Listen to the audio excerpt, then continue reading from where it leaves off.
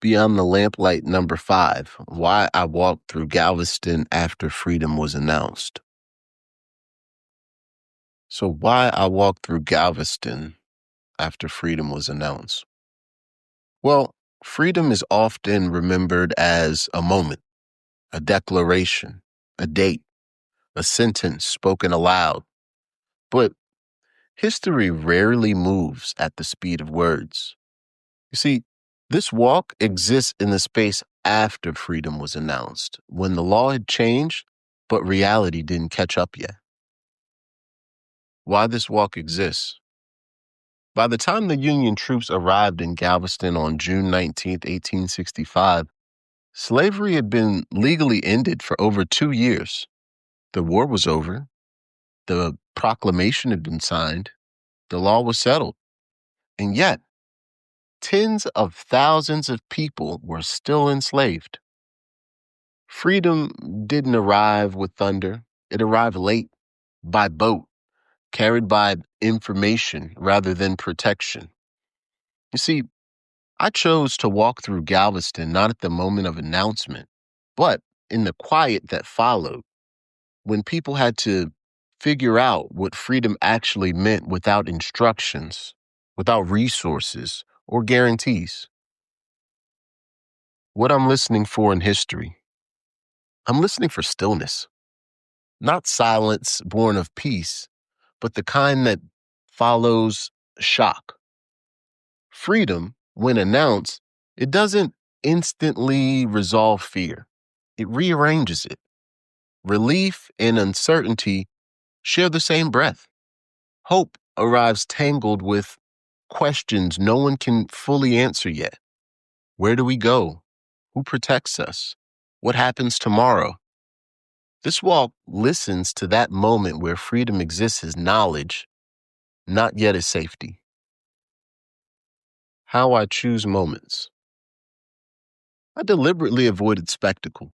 So there's no battle scenes, there's no cheering crowds, there's no speeches replayed at full volume. Instead, I focused on bodies standing still, people listening, people looking at one another, recalibrating their futures in real time. Freedom doesn't always trigger movement.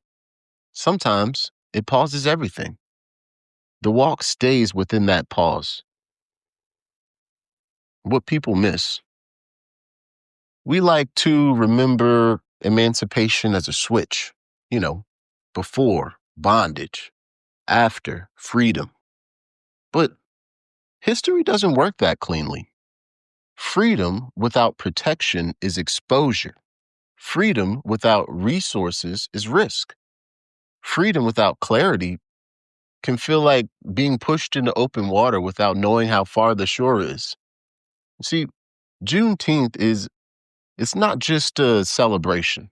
It's a reminder that justice delayed reshapes lives permanently.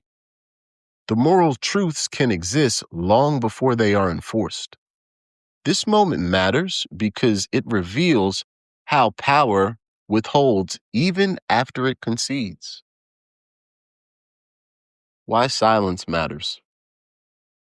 Silence is not an absence of respect here. It is respect. This moment, it carries far too much complexity for spectacle, too much human weight for just simple celebration alone. Silence allows us to sit with contradiction, you know, joy without security, freedom without certainty, hope without a map. The celebration will come. It should come. But reflection belongs first. Walking through Galveston after freedom was announced, it's not about marking a victory. It's about witnessing a threshold, a moment where the world changed on paper, but people had to change it still in practice. This walk exists to honor that space, to listen before applauding, to acknowledge that freedom, once spoken, still has to be lived into existence. And sometimes the quietest moments carry the longest echoes.